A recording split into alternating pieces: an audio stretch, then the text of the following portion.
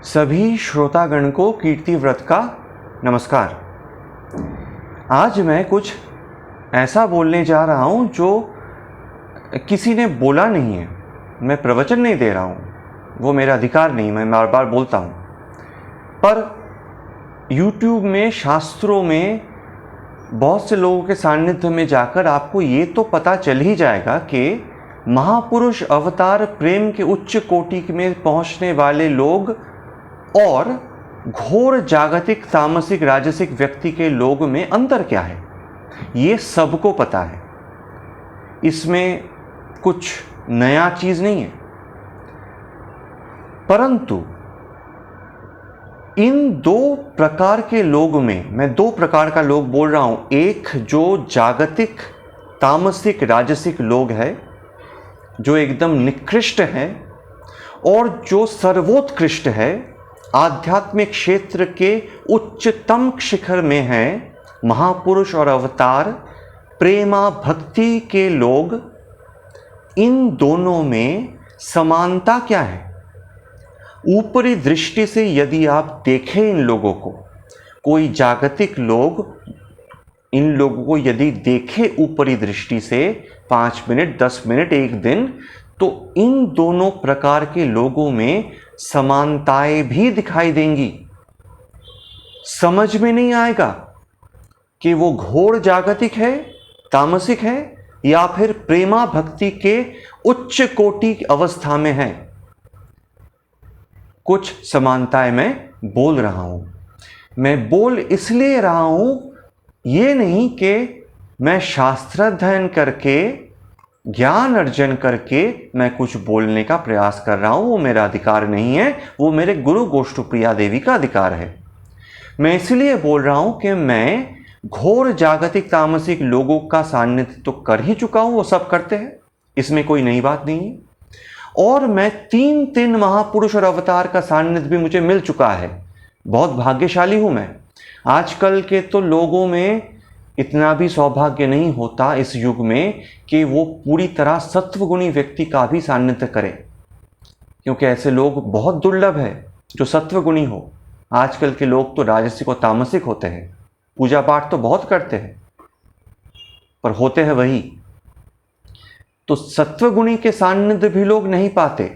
तो मैं तो 3 महापुरुष अवतारों का सान्निध्य मुझे मिल चुका है। एक कृपालु महाराज जी, साक्षात महाप्रभु के अवतार, बहुत अल्प समय के लिए मुझे सान्निध्य मिला, पर मिला। दूसरा तो मेरा अपना गुरु गोष्ठप्रिया देवी, साक्षात राधा का अवतार, जिनसे मुझे दीक्षा मिला, मंत्र मिला, हर संप्रदाय से ऊंचा। तीसरा मीरा मां, साक्षात नर्मदा का अवतार, जिनसे मुझे सान्निध्य प्राप्त हो रहा है 6 वर्ष से। तो 3 उच्चतम स्थिति के अवतार का सान्निध्य मुझे मिला है, और इसलिए मैं अपने अनुभव से ही ये बोल रहा हूं। हां, आपको यदि इसका प्रमाण चाहिए तो शास्त्रों में जाइए, तो शास्त्रों में जाकर भी आपको प्रमाण मिल जाएगा, क्योंकि शास्त्र कभी झूठ नहीं बोलता, वो भी सच बोलता है। शास्त्र में ऐसा कोई शब्द नहीं जो गलत हो। तो अनुभव और शास्त्र में समन्वय हो जाएगा। तो चलिए मैं आगे बढ़ता हूं और बोलता हूं कि ऐसे लोगों में समानता क्या है। फिर से ऊपरी दृष्टि में समानता, भीतर जाएंगे तो कुछ और ही आएगा। वो समझने का योग्यता बहुत कम लोगों में होता है इस युग में। पहला, जो घोर जागतिक तामसिक लोग होते हैं, उनमें बुद्धि भ्रष्टता आती है। बुद्धि भ्रष्टता गीता में स्पष्ट है कि काम आ जाए तो कामना की पूर्ति न हो तो क्रोध, क्रोध से मोह, मोह से और अधिक कामना, उससे बुद्धि भ्रष्ट, उससे विनाश। ये तो है ही गीता में स्पष्ट। पर गीता में क्या ये केवल जागतिक लोगों के लिए बताया गया है? नहीं, ये आध्यात्मिक क्षेत्र में भी उपयुक्त है। प्रेमा भक्ति के उच्चतम अवस्था में ऐसा ही होता है। और मैं ऐसा नित्य प्रतिदिन देख रहा हूं गोष्ठप्रिया देवी के साथ जो हो रहा है प्रेमा भक्ति के उच्चतम अवस्था में। बुद्धि भ्रष्टता, क्या कब बोल रहा है, क्या कब कर रहा है, भूलने की प्रवृत्ति, ये सब आ जाता है। और अंत में अवश्य जिसको जागतिक क्षेत्र में विनाश कहा जाता है उसको आध्यात्मिक क्षेत्र में प्रलय कहा जाता है। छोड़ दीजिए। तो दोनों ही क्षेत्र में आपको समानताएं दिखाई देगी ऊपरी दृष्टि में, यदि आप ध्यान दे तो। ऐसे जागतिक लोगों में बुद्धि भ्रष्टता आ जाता है। क्या बोल रहा है, क्या कर रहा है, उसे खुद को नहीं पता, क्योंकि उसका क्रोध, उसका मोह, लोभ इतना ऊपर जा चुका है, उसके अपने ऊपर उसका नियंत्रण नहीं।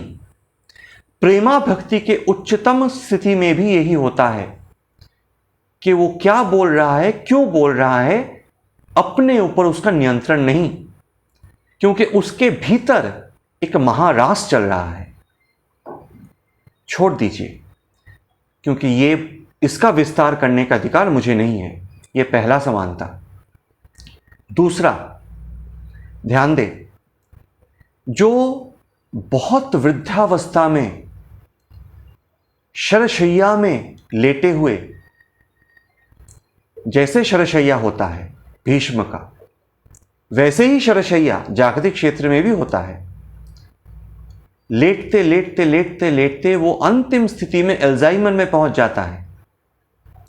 मेरे सामने भी ऐसे लोग हैं जो अपना नाम तक भूल गए और भूल जा रहे हैं। तो अल्जाइमर का लास्ट स्टेज जो होता है उसमें भी ऐसा होता है कि वो ये भी भूल जाता है कि वो बैठा है कि सोया है। आध्यात्मिक क्षेत्र अथवा प्रेमा भक्ति के उच्च कोटि के अवस्था में भी ये होता है। चैतन्य चरितामृत पढ़िए, आपको पता चल जाएगा कि उच्चतम अवस्था में यह भी बोध नहीं रहता कि उसके अंग में वस्त्र है भी या नहीं। तो उसको देखकर भी ये लगेगा कि ये तो उस स्थिति में है जिसके लिए इसको डॉक्टर के पास ले जाना पड़ेगा।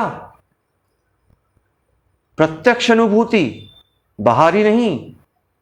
मैं अपने आंखों के सामने गोष्ठप्रिया देवी को उस स्थिति में जाते जाते देख रहा हूं। यह है दूसरा समन्वय। भीतर जाने का प्रयास मत कीजिए, समझ में नहीं आएगा। ये तो उन्हीं को समझ में आएगा जो स्वयं उच्च कोटि के भक्त हो, दूसरों को समझ में नहीं आने वाला। तीसरा, बहुत बढ़िया समन्वय, जो जागतिक होते हैं, जो एकदम निम्न स्तर के होते हैं, जो तामसिक होते हैं, उसमें 3 गुण प्रबल होते हैं। एक है आलस्य, एक है मोह, और एक नशा, जिसको कहते हैं नशा।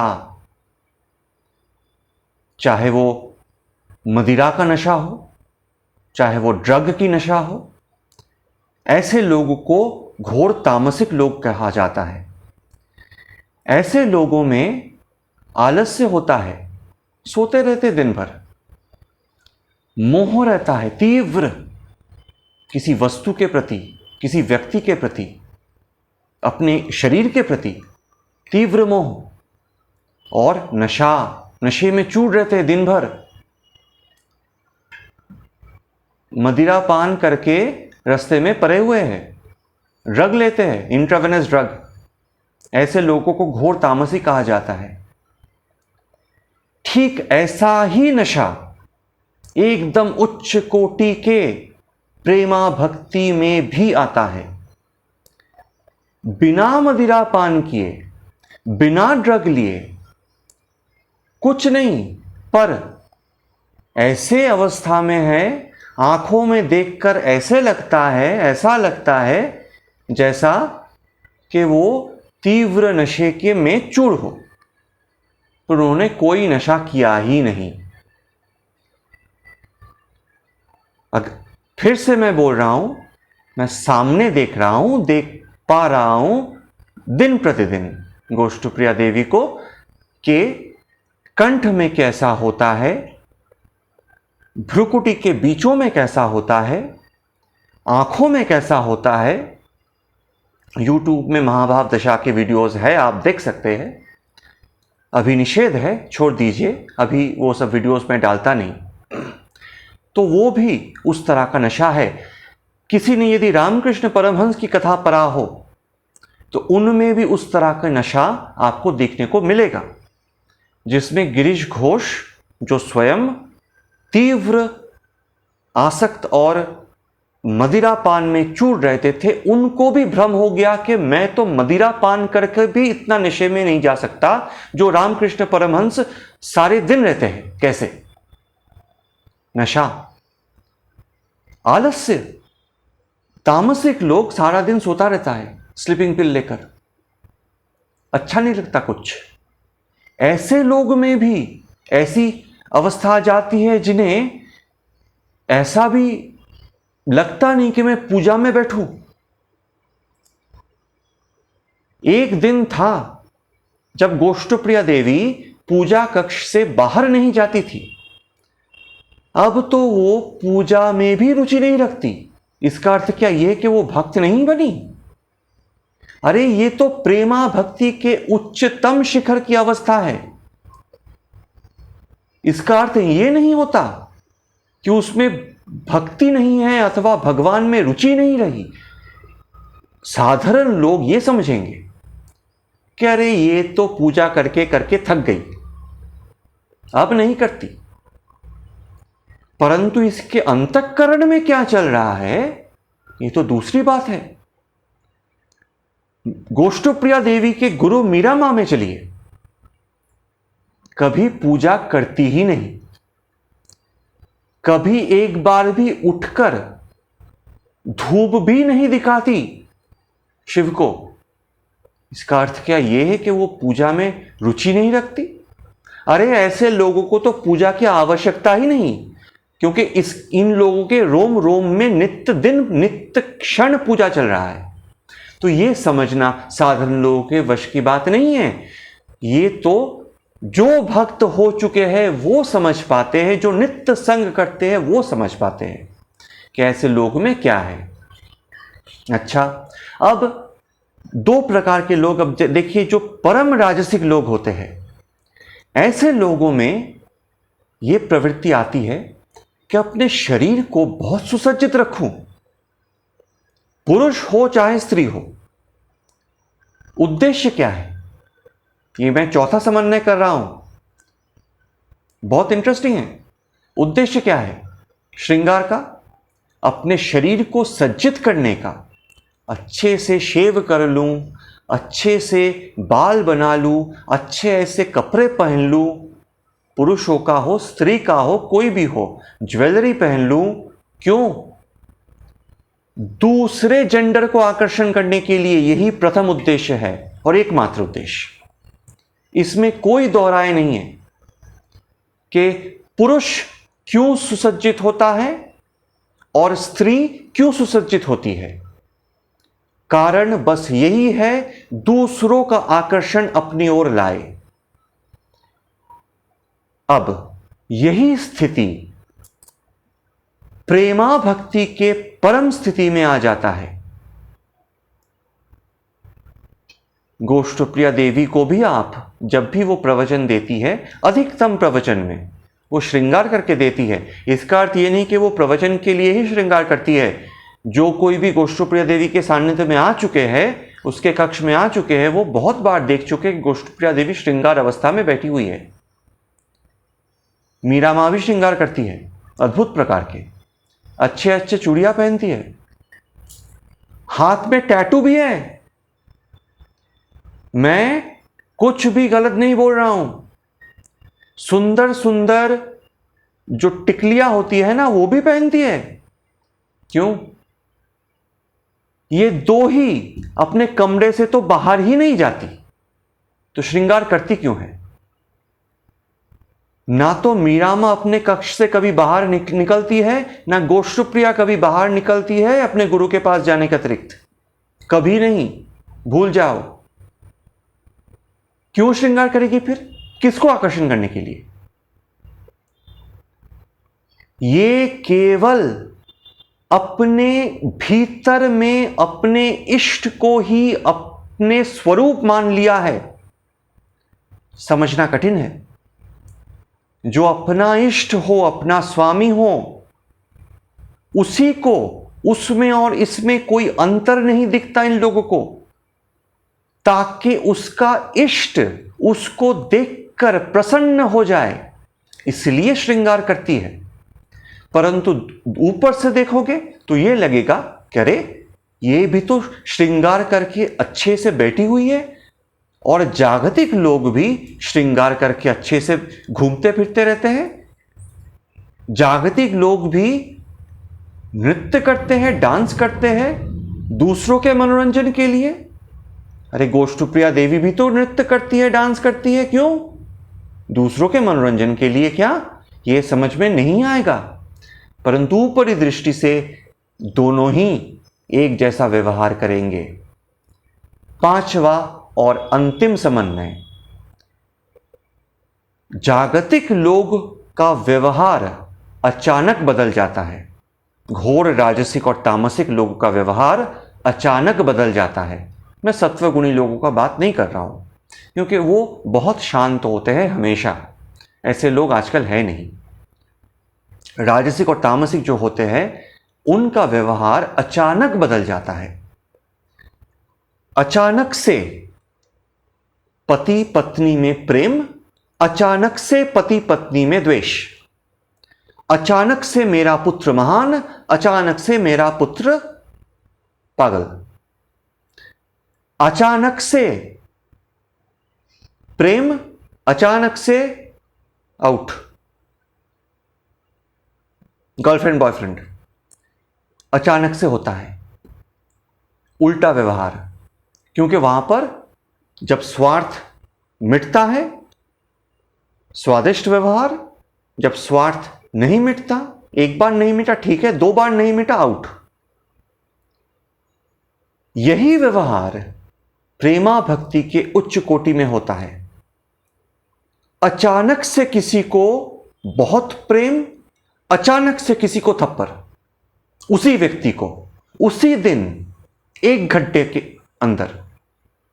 अपना अनुभव, मैं शास्त्रोक्त अनुभव नहीं बोल रहा हूं। मैं गोष्ठप्रिया देवी और उनके गुरु मीरा मां को आपस में एक साथ बहुत बार देख चुका हूं, और आप यकीन नहीं करेंगे कि एक क्षण में मीरा मां कहती है तेरे हाथ से नहीं खाऊंगी, जा यहां से, कभी मत आना।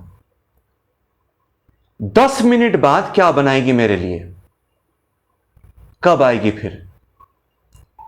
सुबह दूसरी भावना, एकदम विरोधी भाव, तुझसे कुछ नहीं होगा। शाम को तुझ जैसा कोई है ही नहीं। एक क्षण में अभिमान, एक क्षण में अभिमान एक दूसरे के प्रति। जाऊंगा ही नहीं, मैं नहीं जाऊंगी उसके पास, गुरु के पास। 5 मिनट बाद अभी जाना है गुरु के पास। गुरु कभी मत आना। दूसरे क्षण में कब आएगी? एक के सिराने में गुरु का तस्वीर, गुरु के सिराने में शिष्य का तस्वीर। देख लीजिए आप, वीडियोस में है पूरा। तो जो स्थिति जागतिक क्षेत्र में होता है वही स्थिति आध्यात्मिक क्षेत्र में होता है। कि जागतिक स्थिति में भी वो होता है स्वार्थ के कारण, और आध्यात्मिक स्थिति में के उच्चतम अवस्था में वो तो स्वार्थ छोड़ दो, परमार्थ भी नहीं, क्योंकि परमार्थ भी एक प्रकार का स्वार्थ है। परम को पाना भी एक इच्छा है, और जहां इच्छा है वहां स्वार्थ है। चाहे आप वो परमार्थ का नाम दे दो, वो अच्छा स्वार्थ है, ठीक है। परंतु जो उससे भी परे चले गए, जिसमें परमार्थ की भी भावना नहीं है, क्योंकि उसमें और परम में कोई अंतर ही नहीं, तो परमार्थ आएगा कहां से? तो उस स्थिति में और इस स्थिति में एकदम निकृष्ट और एकदम उत्कृष्ट स्थिति में ये 5 अवस्थाएं ऐसी होती है जो ऊपरी दृष्टि से साधारण लोगों को एक जैसा दिखाई पड़ेगा। बहुत से वीडियोस है जहां पर बताया गया है, बहुत से ग्रंथ है जहां पर बताया गया है क्या अंतर है दो लोगों में। इसमें मैं ये बोल रहा हूं कि क्या समानता है दो लोगों में, और इसी के कारण ऐसे लोगों के पास लोग टिक नहीं पाते।